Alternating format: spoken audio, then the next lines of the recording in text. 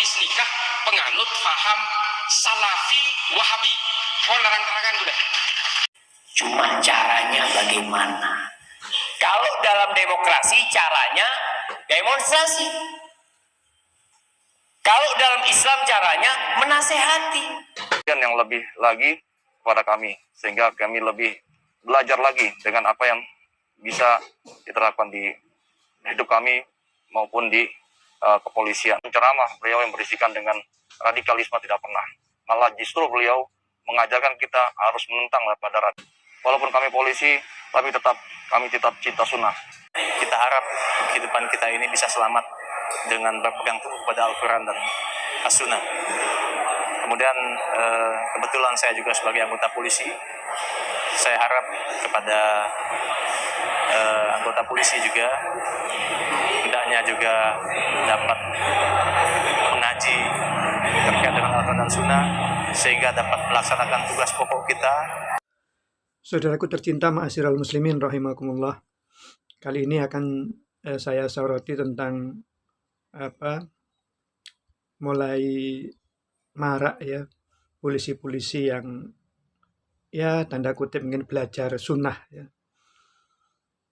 Dan semoga ini suatu kebangkitan ya, dan hijrahnya pemahaman bangsa ini, khususnya umat Islam, agar senantiasa menghidupkan sunnah-sunnah Rasulullah Muhammad SAW, agar kita ini berpegang teguh kepada Al-Quran dan sunnah-sunnah Rasulullah Muhammad SAW.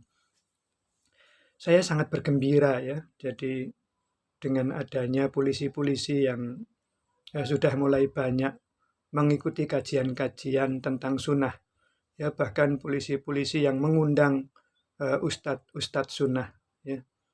Jadi tentunya kalau polisi yang mengundang lebih mudah gitu ya untuk ya tidak atau nggak mungkin ada penolakan gitu ya. Nah, di tayangan ini juga saya soroti tentang siapa itu Bapak Islah Bahrawi yang terus menggencarkan bahwa teroris itu adalah penganut salafi wahabi. Saya nggak tahu ya akan sampai kapan bahasa ini disampaikan ya. Karena sebenarnya kalaupun di teroris itu ada pemahaman-pemahaman yang mirip dengan yang disampaikan ustadz-ustadz sunnah ya.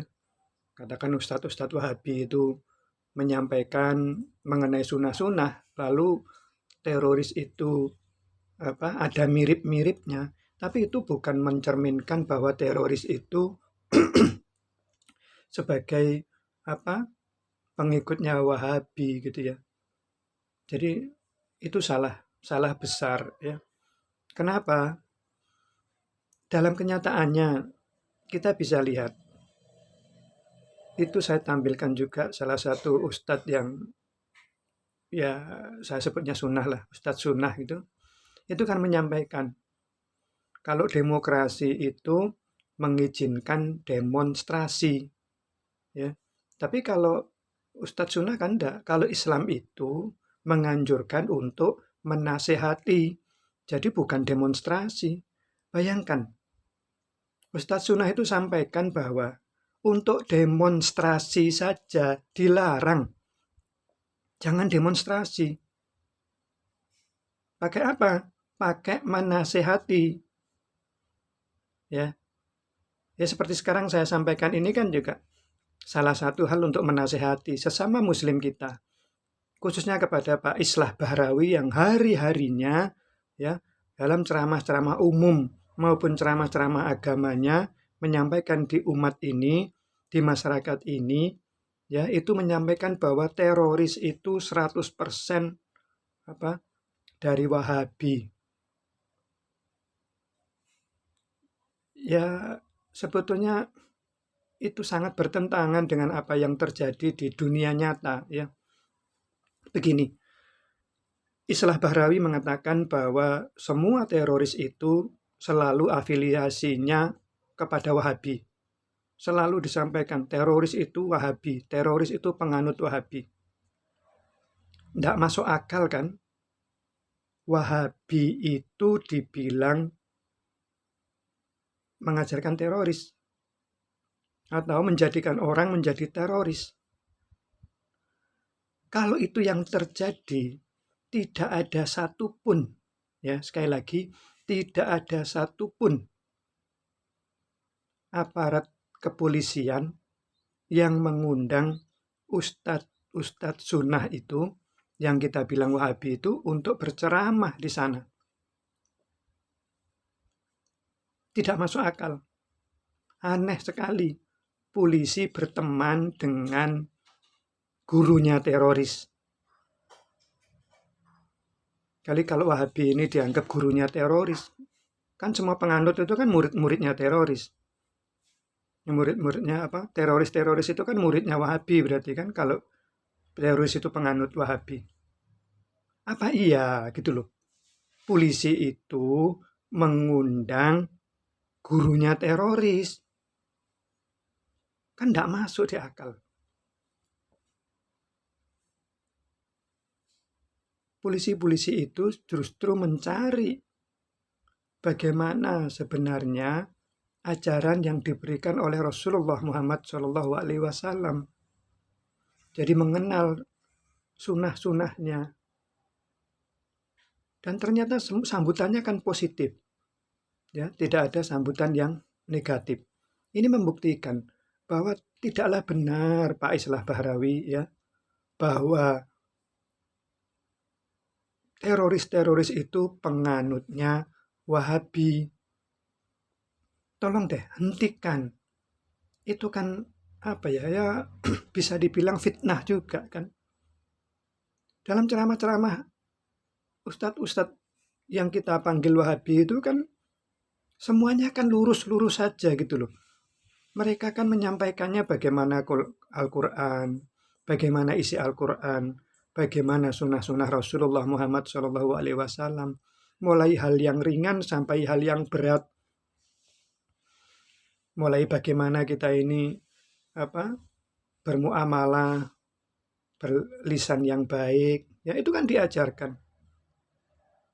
Sampai dengan hal-hal yang berat, membahas kitab-kitab, ya, dari para imam itu, gitu. Itu kan mereka juga bahas. Bagaimana kitabnya Imam Mazhab, gitu ya.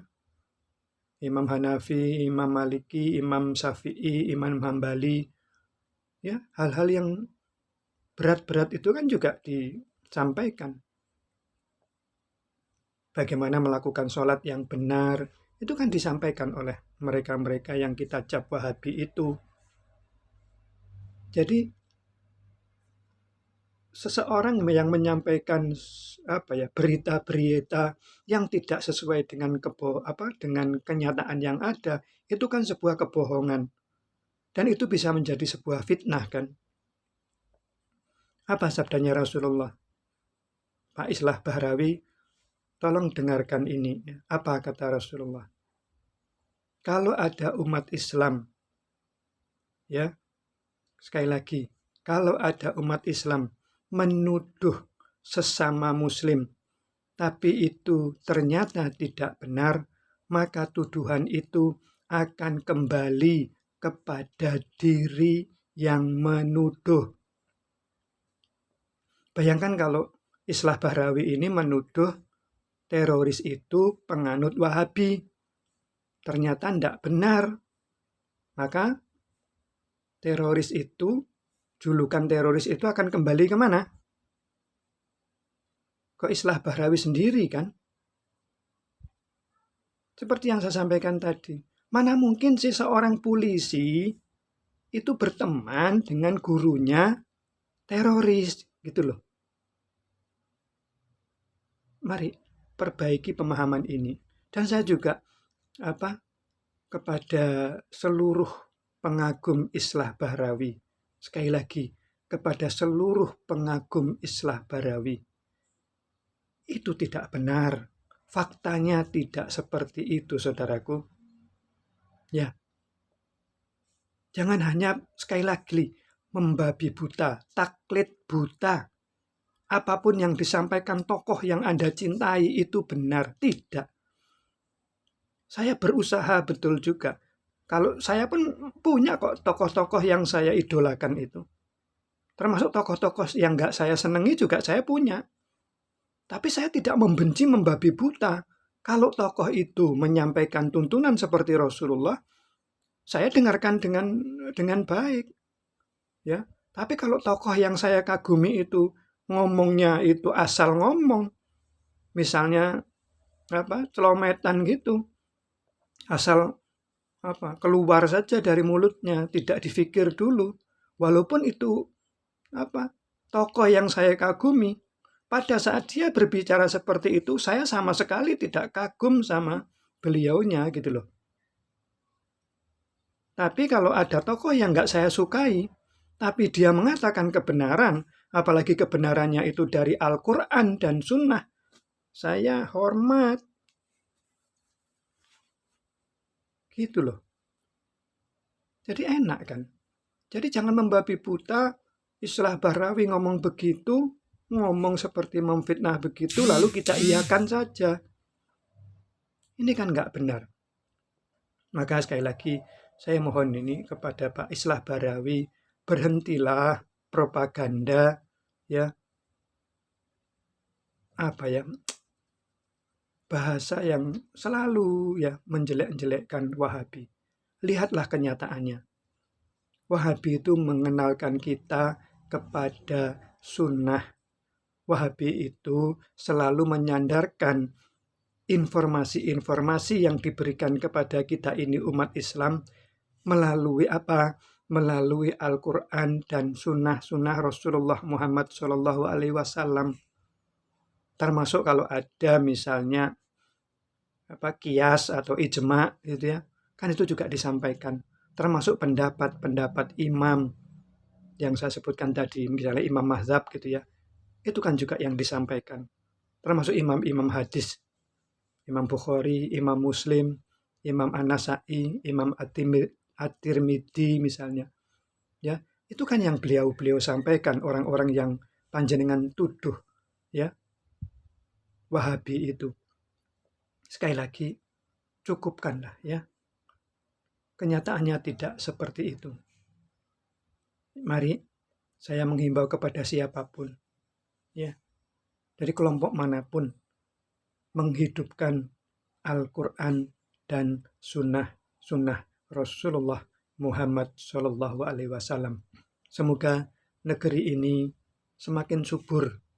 Sekali lagi, semoga negeri ini semakin subur dengan tuntunan-tuntunan dari Al-Quran dan dari sunnah melalui hadis-hadis Rasulullah Muhammad SAW.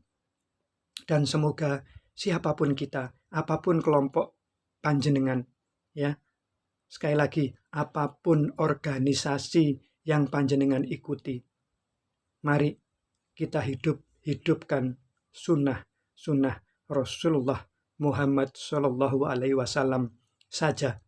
Dan semoga kita yang berusaha betul untuk menghidupkan agama Allah ini melalui Al-Quran dan sunnah ini, kita diberikan label oleh Allah sebagai orang-orang yang membela agama Allah.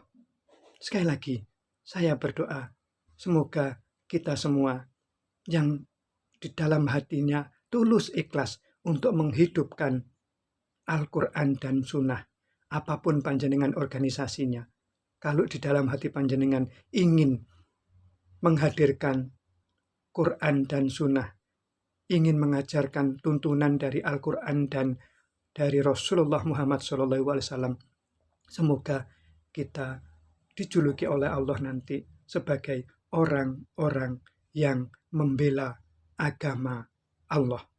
Semoga bermanfaat, dan saya senantiasa berdoa semoga saya dan panjenengan semua diridhoi dan dirahmati Allah untuk berkumpul bersama Rasulullah Muhammad SAW di surganya Allah. Mohon maaf, terima kasih. Wallahu a'lam. Wassalamualaikum warahmatullahi wabarakatuh.